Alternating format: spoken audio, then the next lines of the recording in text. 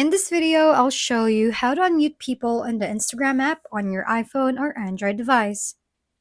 If you know the profile you want to unmute, simply navigate to their Instagram profile, select following, and then mute. Toggle all the items you've muted, and they'll be unmuted. To unmute someone, if you're unsure who you have muted, start by selecting your profile icon, then open the menu by tapping the three horizontal lines in the top right. Go to Settings and Privacy, and select Muted Accounts. Here, you'll see a list of muted accounts. To unmute, select Unmute next to their name, toggle off the items you want to unmute, and swipe down. They will no longer be muted on Instagram.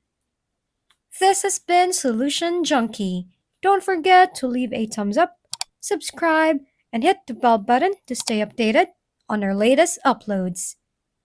If you have any questions or video recommendation, leave them down below.